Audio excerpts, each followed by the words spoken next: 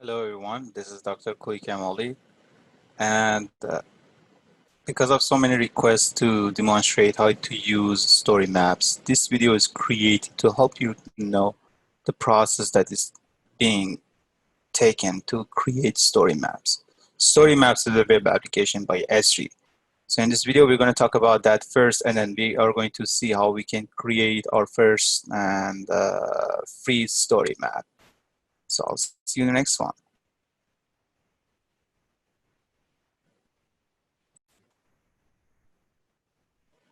So StoryMap is a web application that is created by Esri, which is a well-known GIS provider in the world.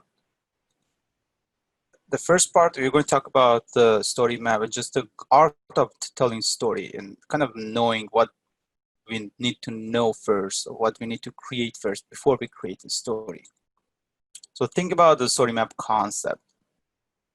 First thing first, of course, is going to be a story. So we have to pay attention to the way stories are being told. And story maps are just simple web applications that combine interactive web maps and the multimedia content and the user experiences to hopefully tell effective stories. And the story map does combine all of these functionalities that are available on ArcGIS Online all together. So what is the structure of storytelling? So we can just think about the storytelling structure from the perspective of the clues, which is provided by the story map team. And think about the stories as 5 different components. First, you need to connect to your audience. And who's going to be your audience? And depending on that, of course, you want to lure people in. You want to start with a bang, right? So you want to have that eye-catching graphic or very interesting code right at the beginning. And the third component is your experience support the story. So whatever is going to be the experiences of your user or your audience, you want to incorporate that into your story map. The maps you are going to integrate are very important. So they are going to be the fourth component, and easy to read maps are going to be critical in addition to the charts and graphics.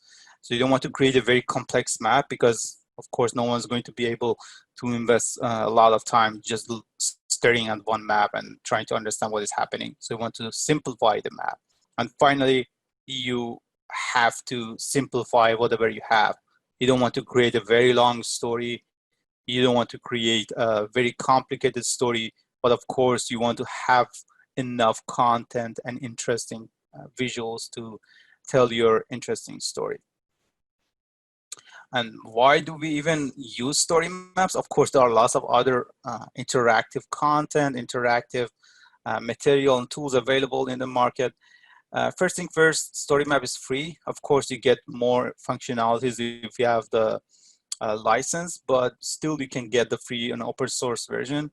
There are lots of applications you can incorporate into a story maps. There is a community of story map people that are building constantly story maps, so you can actually take advantage of those. Also, Esri has lots of interactive and free access maps, usually posted under the Living Atlas, and they can be accessed through story maps, and you can embed them into your story. And that's going to be a very interesting process because that way you are going to make your story maps much more effective. And finally, the learning curve might be different, of course, for different people with different backgrounds, but overall, it's not a very challenging tool. And as soon as you start adding the components, you learn how to build a story map. There are lots of story map introduction, and then I like the one I posted the link right here about the introduction to story maps because it's created by Esri itself. But feel free to reach out to the platform yourself and find the one that might interest you more. And I have also incorporated a couple of different types of story maps to kind of show you the sample that would be possible to use for story maps. You can use the story map to tell your story, or probably you want to market your project or talk about the achievement you have had in the past several months. All of these could be incorporated into a story map. Also, it could be a tool to make better decisions. And the second part, we are going to talk about the current story map that is available, and we can take a look at those. But based on the existing story map website, we have 5 different categories for a story map that we can browse into. We can take a look at the types of story maps. We can take a look at the subject of story map if you are interested in a specific subject, or story maps by specific industry. Also, you can take a look at the formats of story maps, so what type of format you are interested in, and maybe you also are interested into one specific author work, so you can browse based on that. So there are different ways you can browse into the sample story map library, and I have incorporated several of them here. Just a couple of examples.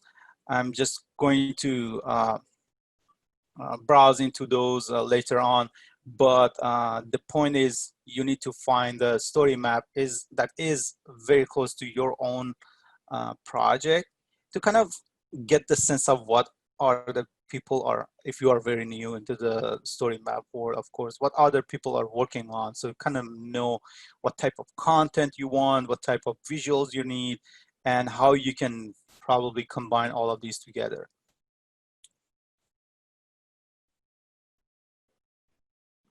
So there are some steps for story mapping, and I really like the way some of the story map authors are kind of trying to structure the story map process.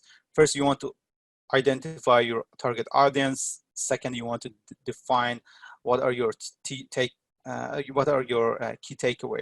Third, you want to think about the content inventory. You may want to create your own content, and finally you want to draft an outline. So if all of these steps, now you want to start create your own story map. So now that you are ready for your first story map, you may need an account. So let's see how we can create a public free account. And also, if you have an existing username and password, feel free to use that.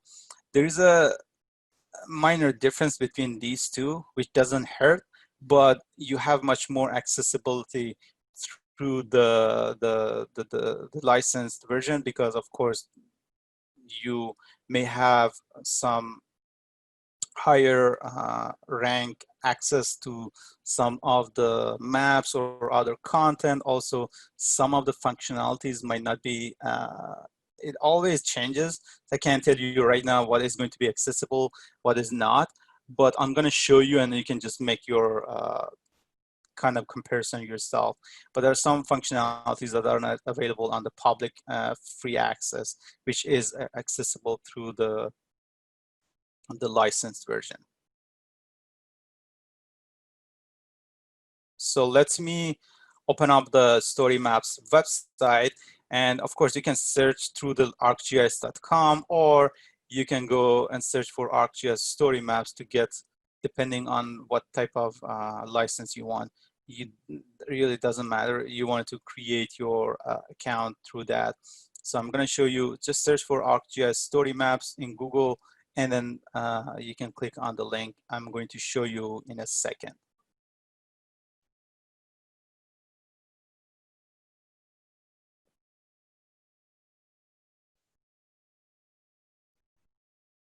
So if you search for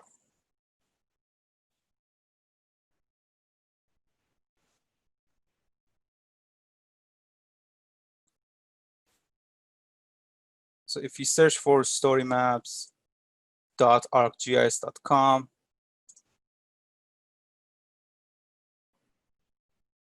probably need to sign out first.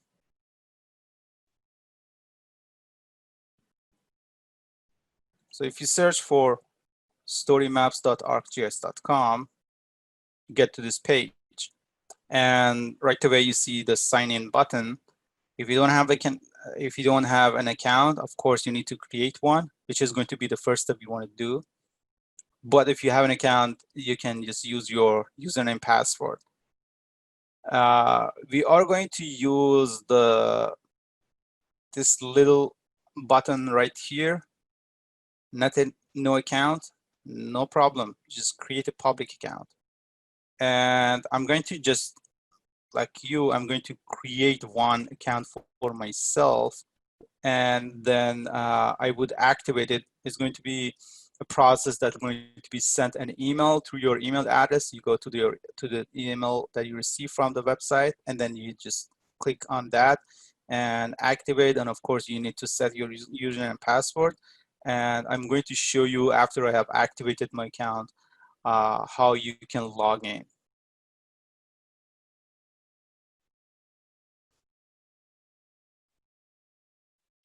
Now after activating the account, you get to this page, and you can of course create your first story.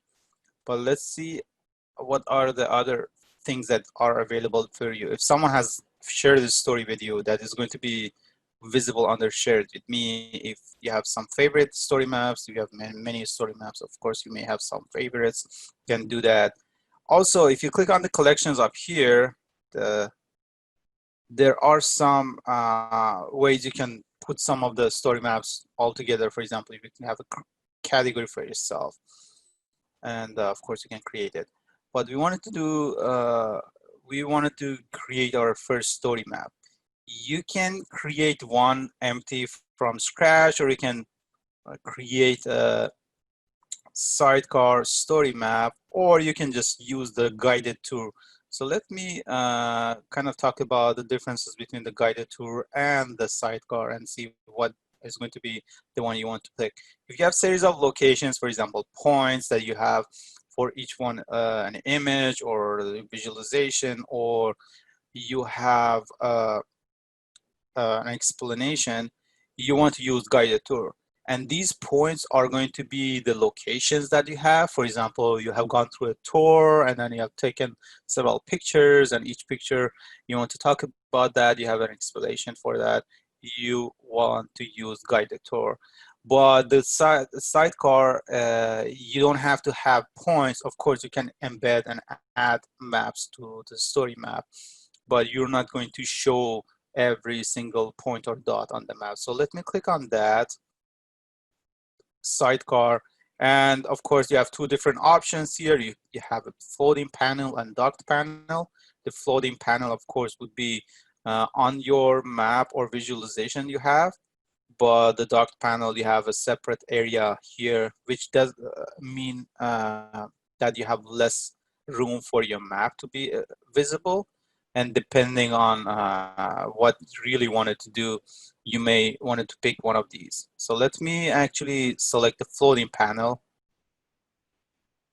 And these are some preferences that you may really make, and kind of depending on your own style, you want to pick one of those. So the first story I want to create is open data hubs on the open spatial data hubs. I want to kind of put together a list of locations or the cities that they have a data hub, and you can just have a very short introduction.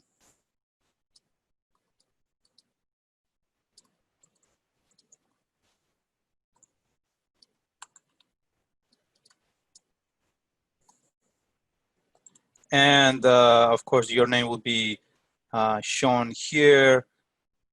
I can add one very small tip here is that if you want to add any content, of course, the first time you want to create a story map, you are going to see the add media shown here. But if you want to add another thing right after that, you want to click on that plus icon. So when you click on that, it does give you different options. You can add an image or video or map.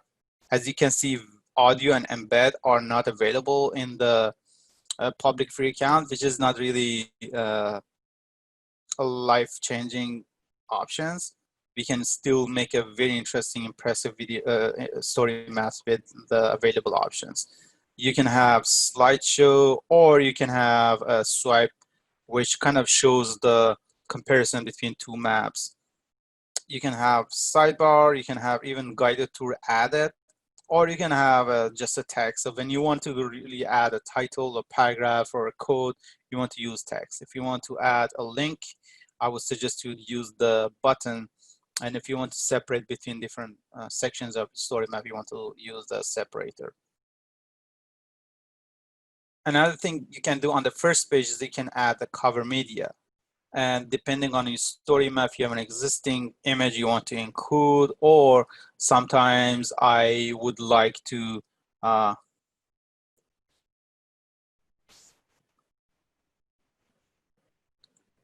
incorporate very interesting graphic as my cover media. I would do that here. So I can just search in the Google Images and just the one I want to use, download and incorporate. But of course, you may want it to have a kind of link or citation for that image, and make sure the images you are getting are accessible. You're free to use them in your story maps.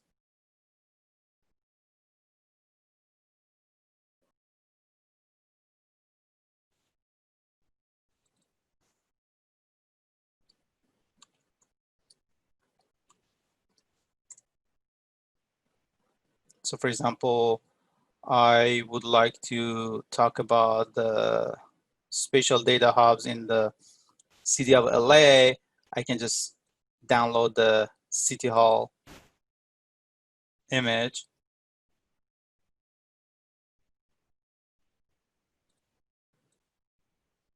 And then incorporate that image. You could even incorporate a video. You can also link it, but again, this is not supported in the free version. So let me browse to the City Hall, and that will be my background or header for the story map. And you want to make sure you know the options that are available for you. And then when you click on that setting for the options, you are able to add attribution. Where did you get the image? I want to add the link to kind of make sure that I'm citing that appropriately. You can also change the properties, add an alternate text to kind of increase the accessibility. You can also see how the image is placed on different views or displays on the mobile phone or laptop. And yeah.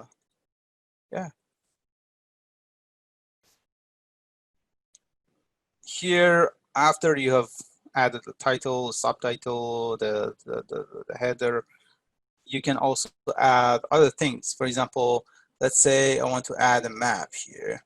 If you click on the map, probably you don't have an existing map. It's very common. You can access through the Living Atlas that they have lots of free access maps. So let's say you want to talk about the open data. So it does make sense to have that OpenStreetMap here. So if I click on that, it's going to show me different countries with OpenStreet data. And I can add different options to that. I want to include the legend. It seems the data at least is not loading at that level.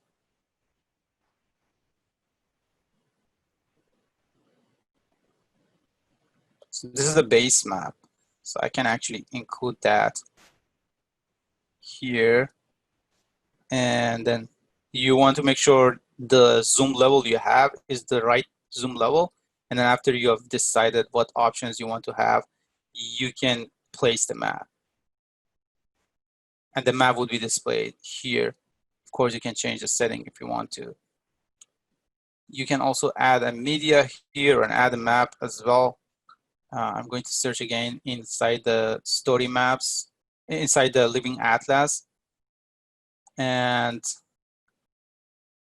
I can, for example, search for open data, see if I can get any other map that is accessible, or let's say data spatial. Or you can just search for specific map under different categories, right? So for example, FEMA regions. Right now I haven't looked at specific type of map because, of course, I'm not working on a specific project, but for your case, you may have one idea that you want to focus on. So I want to include that FEMA regions. And of course, let's open up the legend and see the legend will be displayed here. And let's just display the map. Great. And I can add another slide here, right? I can add another slide, or I can just go to the next section. So if you go to the next section, you can add an image here. For example, let's say open data, New York.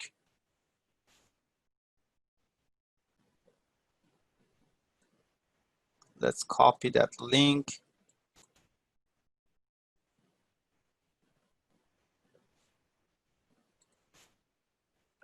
Copy that link, paste it here, and see if it works.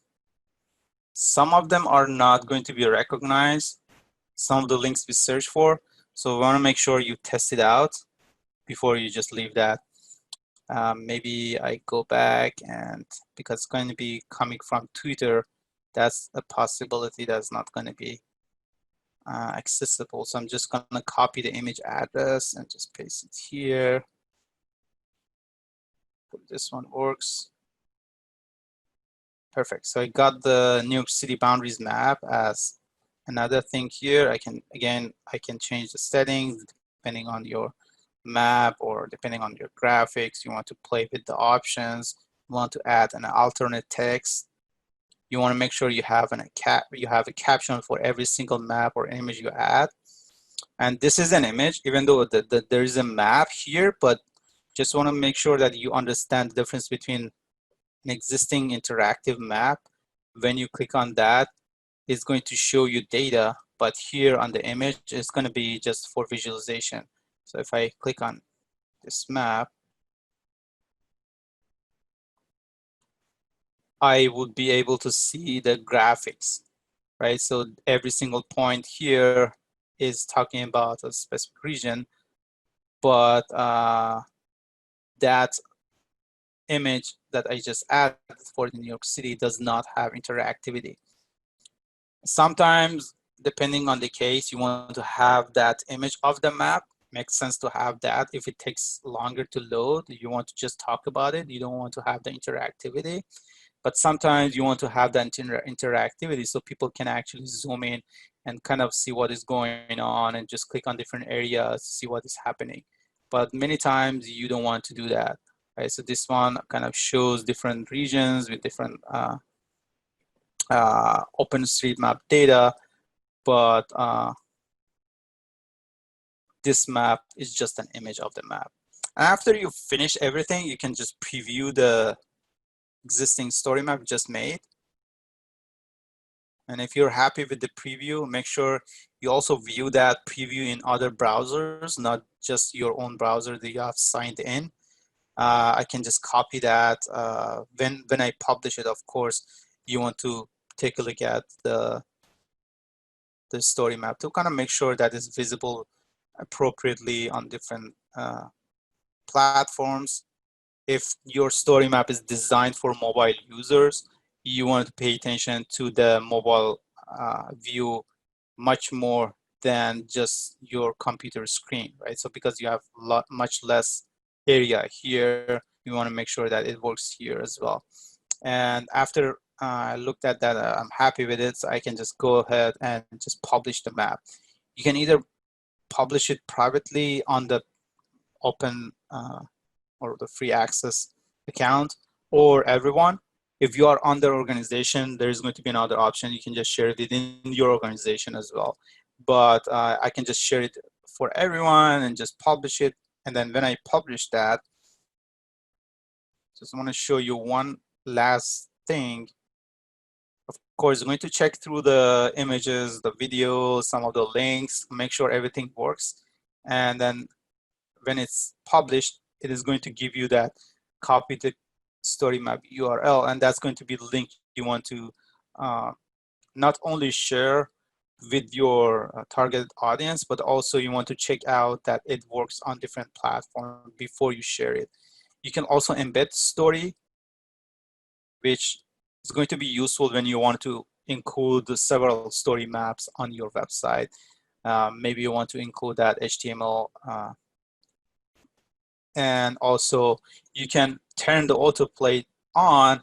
Instead of you scrolling down, it is going to be kind of playing on different sections of the story. And it's going to be very useful when you have a very interesting story map, but you don't want to kind of click or scroll down on every single section. And it's going to automatically go through different sections. And of course, every time I want to talk more, I can just pause it and just talk about different areas and different sections of the story map, and then keep working on the second portion. So hopefully you liked the presentation and you are excited to create your first Esri story map.